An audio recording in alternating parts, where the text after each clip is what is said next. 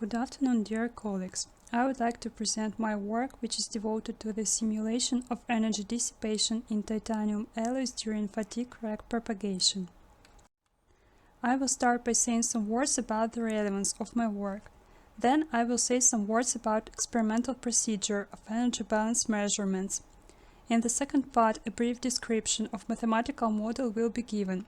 In the third part, numerical algorithm and the obtained results will be shown. Motivation. It is well known that mechanical work spent on inelastic deformation of metal converts into the heat. However, Taylor in his works has shown experimentally that part of the energy is stored in the material. Figures 1 and 2 present data on stored energy ratio obtained by Taylor and Queenie during plastic deformation of steel and copper specimens. They have concluded that this value remains constant and equal to 10% from the total value of work. Subsequently, it has been shown that such parameters as strains, strain rates, and history loading affect this value. Therefore, this fraction evolves during the process of plastic deformation. Figure 3 shows experimental values of stored energy in copper obtained by different authors. It can be seen that these values have a significant dispersion. Therefore, to obtain a correct value of the stored energy, it is necessary to develop a model which can adequately describe the energy balance in metals. The aim of this work is to develop a thermodynamic model describing the energy balance in plastically deformed metals, and to verify it by experimental data on energy dissipation in titanium alloys during cyclic loading. Experimental procedure. Cyclic experiments on titanium alloys were carried out under constant maximum loading at a stress ratio of 0.1 and loading frequency of 10 Hz, using vintage specimens shown in Figure 4. 3 different types of titanium alloys were considered: Grade 2, titanium 1 manganese 1 aluminum, and titanium 5 aluminum 2 vanadium. Figure 5 shows experimental setup for complex investigation of fatigue resource.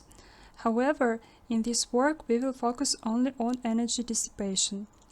Figure 6 shows typical distribution of temperature field for all considered titanium alloys.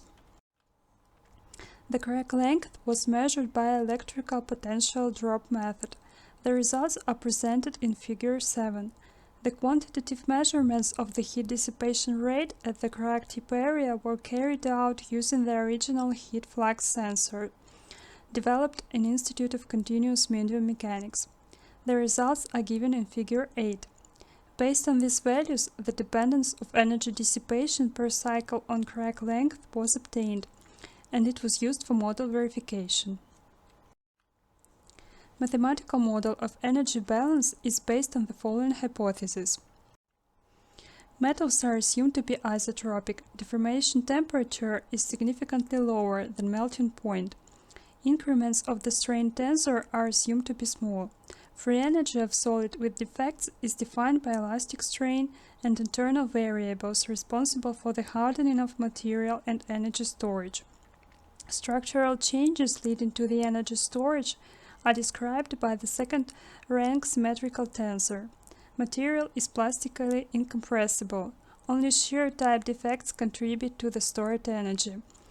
Contribution of structural strain in total deformation is small and can be neglected. Stress tensor and elastic strain tensor are linearly dependent. We will introduce 3 different internal variables. The first is P parameter, responsible for the structural changes in the material. Parameter P has the meaning of the additional structural strain induced by the initiation and coalescence of the defects.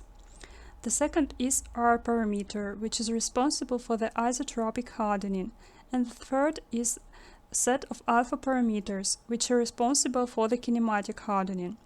Therefore, in general case, free energy given by 2 is a function of these parameters elastic strain and temperature. The process of inelastic deformation obeys the first and the second thermodynamic laws, which has a form 3 and 4. Dissipation inequality can be written as 8. If we introduce some denotations 9, we can write thermodynamic forces and fluxes in the form 11 and 10. Using thermodynamic constitutive theory based on multiple dissipation potentials, we will postulate the existence of the convex function psi in the form 12, where the first term is responsible for the inelastic deformation, and the second term is for the structural evolution. In this case, the evolution equations for fluxes are given by normality laws 13, 16. To describe the energy balance in metals, the first law of thermodynamics was presented in the form 5, where QE is elastic contribution to the heating, QP is energy dissipation. The first term in 7 is plastic work rate, the second term is the energy storage rate. Therefore, 7 can be used for energy balance calculation in metals. This slide presents full mathematical formulation of model in general three-dimensional form, which includes equilibrium equation, kinematic relation for full strain rate, and Hooke's law. It should be noted that it is assumed that during cyclic loading, contribution of the structural strain to the total strain is small compared to the plastic strain, and its effect is neglected. This hypothesis is based on the notion that most part of the energy dissipates. In this case, p parameter becomes internal variable responsible for the energy accumulation. Equations 17-20 are supplemented by constitutive equations for internal variables 21-34, where kinematic hardening is described similar to Chaboch's model with two kinematic variables. Numerical simulation of energy balance was based on the stationary crack approach. At first, we chose several discrete crack lengths. Then we calculated stress-strain state for each crack length using equations 17-27 of the proposed model. Numerical simulation was carried out by finite element method in COMSOL multiphysics software. Stress-strain state was calculated using linear elastic and plasticity nodes. It should be noted that this step was performed using stationary solver. For each crack length, several loading cycles were considered, and integral value of the plastic work for the last stabilized cycle was obtained. Next, we evaluated integral value of the stored energy per cycle for each crack length. As opposed to the previous step, this step was performed by time-dependent solver.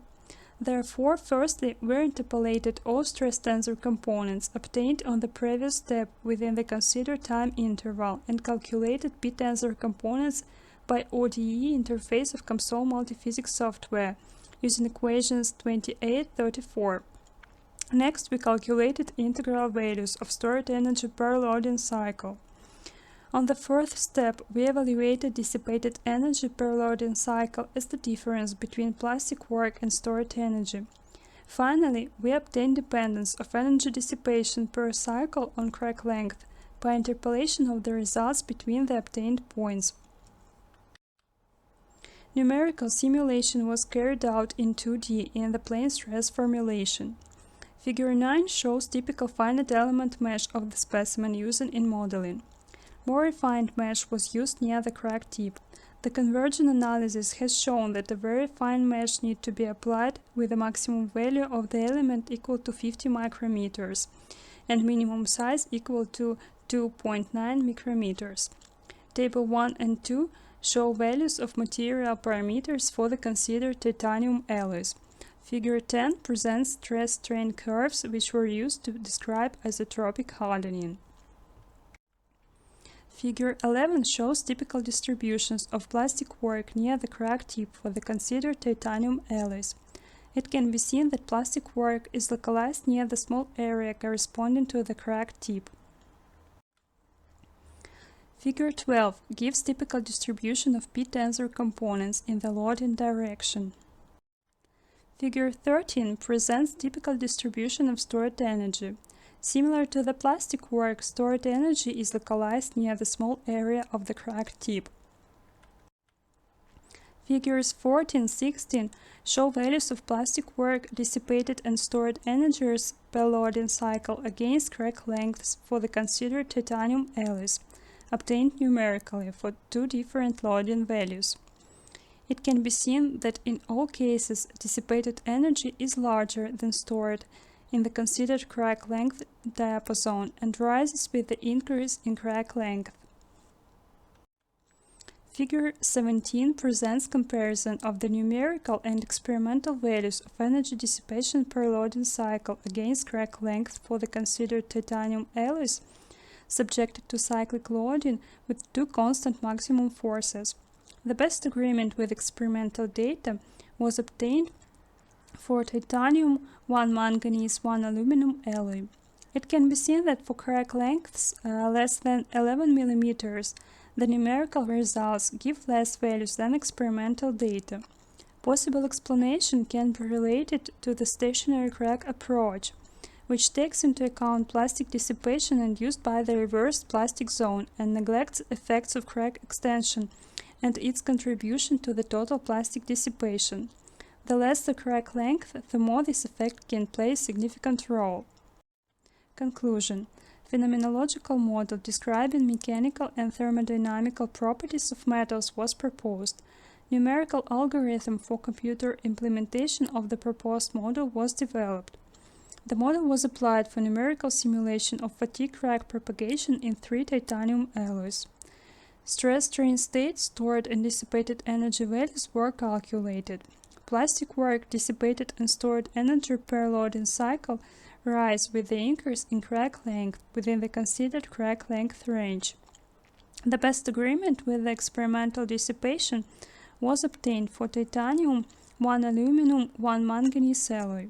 For other titanium alloys, the model gave lower values for crack length less than 11 mm. Possible explanation of the disagreement is related to the stationary crack approach, which takes into account reversed plastic zone ahead of the crack tip, but neglects effects related to the crack extension.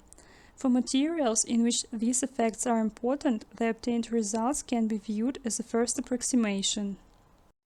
Thank you for attention.